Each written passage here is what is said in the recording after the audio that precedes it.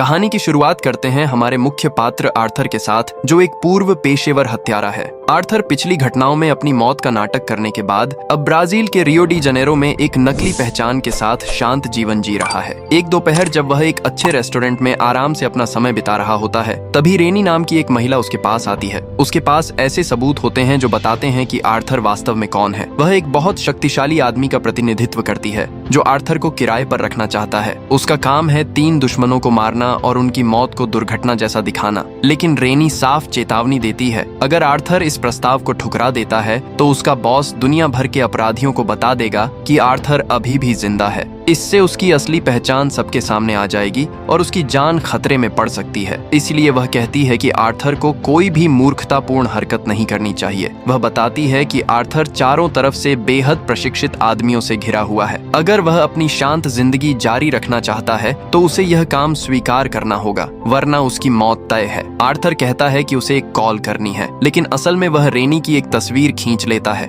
यह देखते ही रेनी तुरंत अपनी बंदूक निकाल लेती है। जवाब में आर्थर तेजी से टेबल को उसकी तरफ धक्का दे देता है। तभी वहां मौजूद उच्च प्रशिक्षित भाड़े के सैनिक आर्थर पर हमला कर देते हैं, लेकिन आर्थर अपनी आत्मरक्षा की जबरदस्त स्किल्स का इस्तेमाल करते हुए उनसे लड़ता है। वह रेस्टोरेंट में मिलने वाली हर चीज को हथियार की तरह इस्तेमाल करता है। इसके बाद आर्थर भागने के लिए गुजर रही एक स्काई ट्रैम की छत पर कूद जाता है, लेकिन रेनी और उसके आदमी भी उसी ट्रैम में चढ़ जाते हैं और अंदर से आर्थर पर गोलियां चलाने की कोशिश करते हैं। इसलिए आर्थर बचने के लिए एक हैंड ग्लाइडर के पीछे कूद जाता है और सफलतापूर्वक वहां से निकल जाता है। शाम को आर्थर उस नाव पर वापस लौटता है जिसमें वह रहता था, लेकिन वहां उसे कुछ संदिग्ध आदमी उसकी नाव की जांच करते हुए दिखाई देते हैं। आर्थर तुरंत अपना रिमोट कंट्रोल निकालता है और आपात स्थिति के लिए पहले से लगाए गए बमों को सक्रिय कर देता है। कुछ ही सेकंड में नाव जोरदार धमाके के साथ उड़ जाती है और वे सभी आदमी उसी विस्फोट में मारे जाते हैं। इसके बाद आर्थर एक पुराने कंटेनर के पास जाता है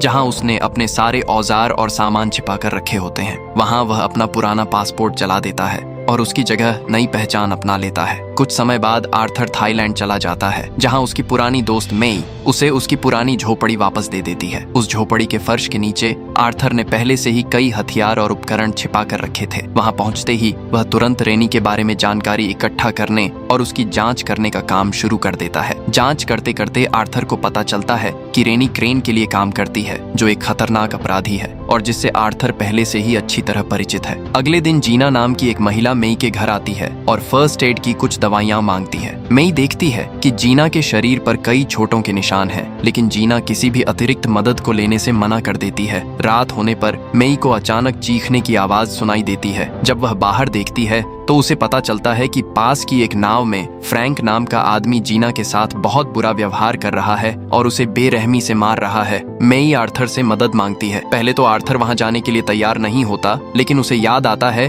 कि वह मेई का एहसानमंद है, इसलिए आखिरकार वह मदद करने के लिए चला जाता है। जब आर्थर उस नाव पर पहुंचता है तो वह शांत तरीके से फ्रैंक से जीना को छोड़ने के लिए कहता है, लेकिन फ्रैंक गुस्से में आकर आर्थर पर हमला कर देता है। आर्थर तुरंत अपनी रक्षा करता है और लड़ाई के दौरान फ्रैंक गिर जाता है। गिरते समय उसका सिर जोर से टकरा जाता है, जिससे उसकी मौके पर ही मौत हो जाती है। जब जीना फ्रैंक की लाश देखती है तो वह बेहोश हो जाती है। तभी मेई भी नाव के पास पहुंचती है और दोनों मिलकर जीना को किनारे पर ले आते हैं। इस दौरान आर्थर नाव के अंदर चारों तरफ तलाश करता है। उसे वहां एक बंदूक, जीना का पासपोर्ट और एक फोन मिलता है। जब वह फोन देखता है तो उसमें अपनी ही तस्वीर पाता है, जिससे उसे शक हो जाता है कि ये लोग उसी के पीछे आए थे। इसके बाद आर्थर नाव को आग लगा देता है ताकि सारे सबूत खत्म हो जाएं। जब आर्थर झोपड़ी में वापस आता है तो वह जीना को होश में लाता है और उस पर बंदूक तानकर पूछता है कि क्या वह क्रेन के लिए काम करती है। जीना अचानक उसकी बंदूक छीनने की कोशिश करती है, लेकिन आर्थर आसानी से उसे काबू में कर लेता है और उससे सच बुलवा लेता है।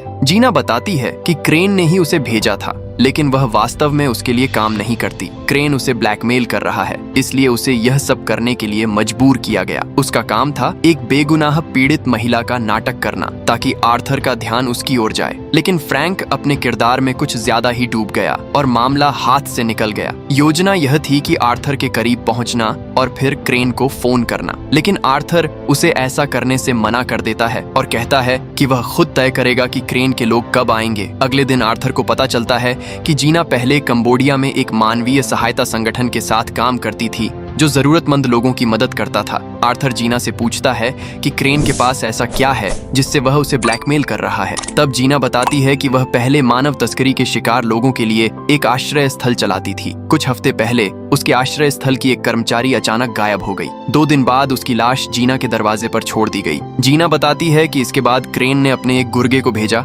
जिसने धमकी दी कि अगर जीना ने उसके लिए यह मिशन स्वीकार नहीं किया तो वह आश्रय स्थल के बच्चों को मार डालेगा। थोड़ी देर बाद आर्थर दूर समुद्र की तरफ देखता है और उसे पास ही एक नाव दिखाई देती है जिसमें कुछ आदमी खड़े होकर किनारे की तरफ ध्यान से देख रहे होते हैं। संभवतः वे लोग क्रेन के भेजे हुए आदमी थे, इसलिए आर्थर जीना का हाथ पकड़कर उसके साथ टहलने लगता है ताकि उन्हें लगे कि जीना का मिशन सही तरीके से चल रहा है। मे ये सब देख लेती है और अपनी पार्टी में कुछ पुरानी थाई परंपराओं के जरिए दोनों को साथ में जोड़ देती है। इस दौरान आर्थर और जीना काफी अच्छा समय साथ बिताते हैं और खूब मजे करते हैं। शाम को जीना आर्थर से माफी मांगती है क्योंकि उसकी वजह से ही आर्थर इस पूरी मुसीबत में फंस गया है। आर्थर उसे समझाता है कि वह उसकी स्थिति समझ सकता है क्योंकि वह खुद भी बचपन में अनाथ था। वह बताता है कि बचपन में उसे एक गैंगस्टर को बेच दिया गया था जो बच्चों को पकड़कर चाइल्ड सोल्जर बनने की ट्रेनिंग देता था। उसी जगह क्रेन भी था। आर्थर किसी तरह वहां से भागने में कामयाब हो गया, लेकिन क्रेन नहीं बच पाया। आर्थर को लगता है कि लोगों ने उस घटना के लिए क्रेन को ही दोषी ठहराया और शायद इसी वजह से अब क्रेन बदला लेना चाहता है। इसके बाद आर्थर और जीना एक दूसरे के करीब आ जाते हैं,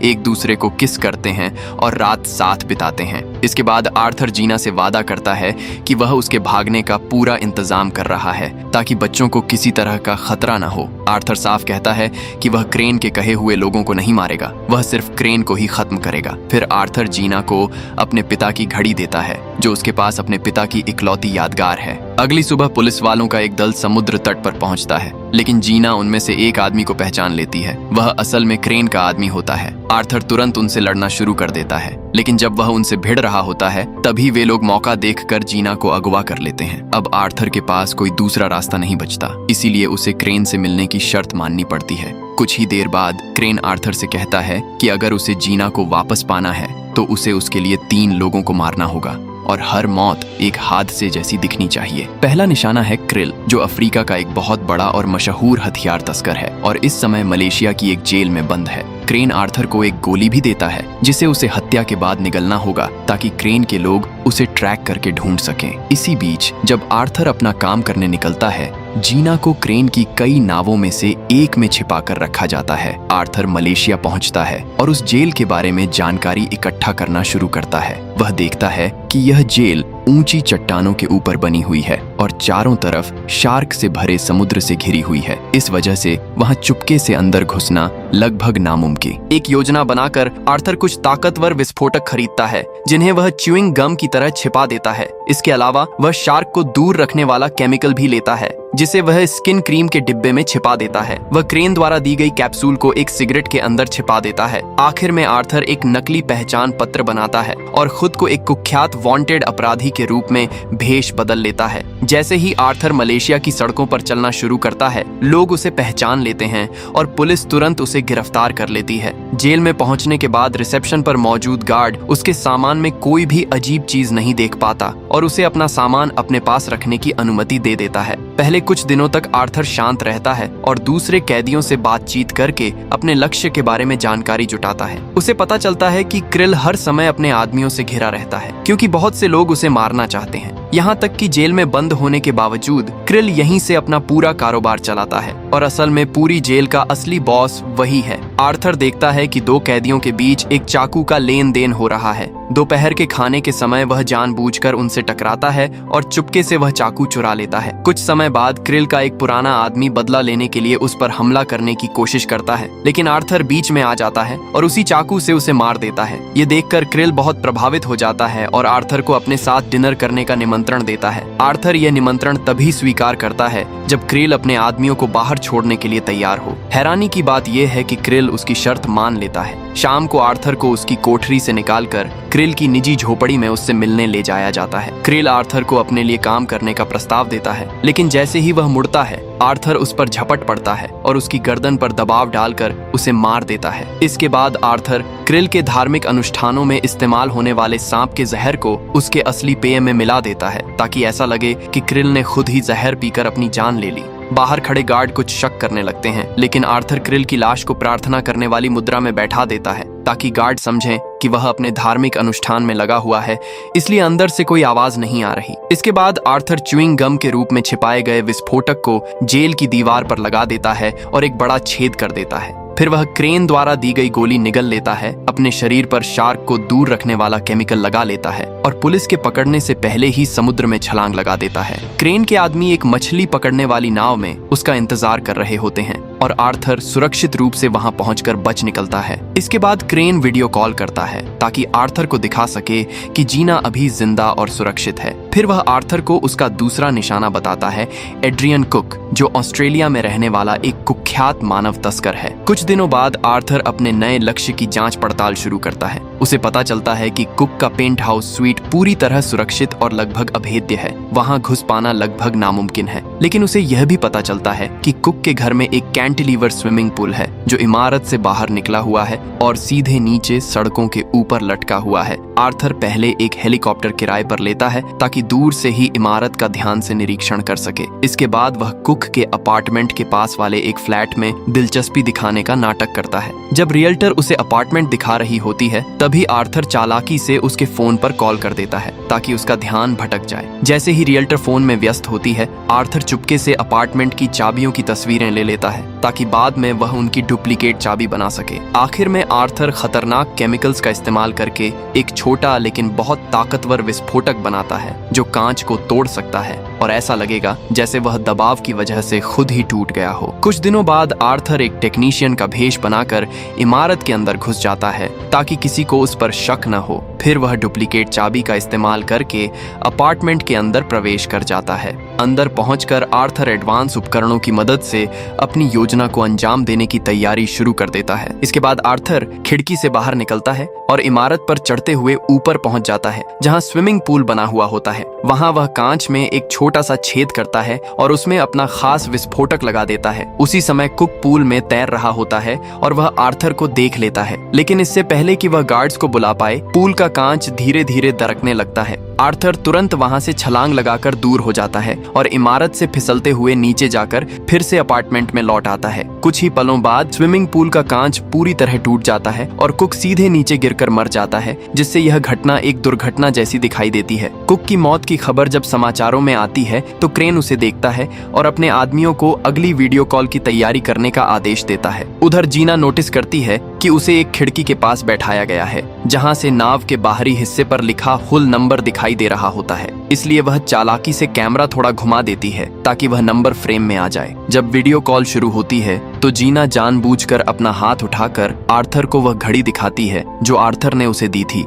इससे आर्थर का ध्यान खिड़की की तरफ जाता है और वह नाव का नंबर देख लेता है। जैसे ही एक गुर्गे को इस बात का शक होता है वह तुरंत कॉल बंद कर देता है, लेकिन तब तक आर्थर नाव का नंबर देख चुका होता है और उसी नंबर की मदद से नाव की लोकेशन पता लगा लेता है। कुछ देर बाद आर्थर एक हेलीकॉप्टर से क्रेन की नाव का पीछा करवाता है। सही मौका देखकर वह खास उपकरणों से भरा एक बैग लेकर पानी में कूद जाता है। पानी में पहुंचकर वह उस बैग को नाव के नीचे छिपा देता है, फिर चुपके से नाव पर चढ़ जाता है और रास्ते में आने वाले हर आदमी को एक एक करके मारना शुरू कर देता है, लेकिन दुर्भाग्य से किसी की नजर उस पर पड़ जाती है। इसके बाद आर्थर को कई गुंडों के साथ हाथापाई की भयंकर लड़ाई लड़नी पड़ती है, जबकि उसी दौरान जीना को कमरे से बाहर ले जाया जाता है। जीना खुद को बचाने की कोशिश करती है, लेकिन उसकी सामान्य लड़ाई की ट्रेनिंग इतने लोगों के सामने काफी नहीं होती। अंत में गुर्गे उसे जबरदस्ती पकड़कर एक हेलीकॉप्टर में बैठा देते हैं। आर्थर तुरंत एक गार्ड पर झपट पड़ता है और उसके पास से ग्रेनेड छीन लेता है। फिर वह उसी आदमी को ढाल की तरह इस्तेमाल करते हुए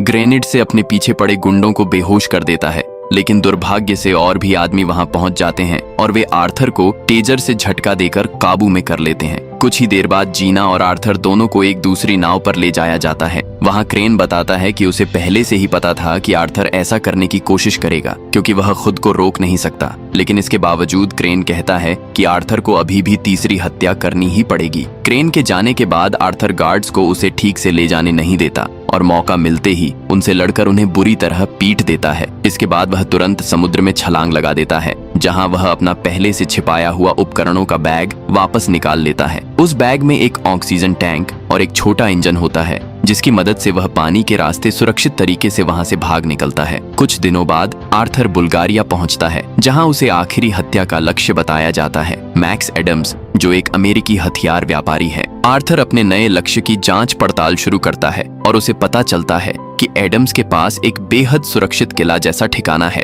जहां वह इंटरकॉन्टिनेंटल बैलिस्टिक मिसाइलों वाली पनडुब्बियां रखता है। जांच करते करते आर्थर को यह भी समझ में आता है कि ये सारी हत्याएं दरअसल क्रेन की चाल हैं, ताकि वह हथियारों के कारोबार में अपने सभी प्रतिस्पर्धियों को खत्म कर सके। यह जानकर आर्थर के मन में शक और हिचकिचाहट पैदा होने लगती है। कुछ समय बाद आर्थर दूर से एडम्स के एक गार्ड पर गोली चलाता है। इसके बाद वह चुपके से एक अस्पताल की छत पर पहुंच जाता है और वहां खड़े इमरजेंसी हेलीकॉप्टर में छिप जाता है, ताकि अपनी अगली योजना को अंजाम दे सके। पायलट गिरे हुए सैनिक की जांच करने के लिए हेलीकॉप्टर को एडम्स के किले तक ले जाता है। जब सब लोग उसी में व्यस्त होते हैं, तभी आर्थर मौका देखकर चुपके से इमारत के अंदर घुस जाता है। अंदर पहुंचकर आर्थर एक जैमर लगा देता है, जिससे सिक्योरिटी कैमरे काम करना बंद कर देते हैं। इसके बाद वह रास्ते में मिलने वाले हर गार्ड को चुपचाप खत्म करना शुरू कर देता है। कुछ ही देर में पूरी इमारत अलर्ट पर चली जाती है और गुर्गे एडम्स को उसके पैनिक रूम में ले जाने लगते हैं, लेकिन आर्थर उन्हें रोकने के लिए लिफ्ट को खराब कर देता है, जिससे उनका रास्ता कुछ समय के लिए रुक जाता है और उसे आगे बढ़ने का मौका मिल जाता है। जब तक एडम्स अपने पैनिक रूम तक पहुंचता है, तब तक आर्थर पहले से ही वहां उसका इंतजार कर रहा होता है, लेकिन आर्थर उसे गोली नहीं मारता। इसके बजाय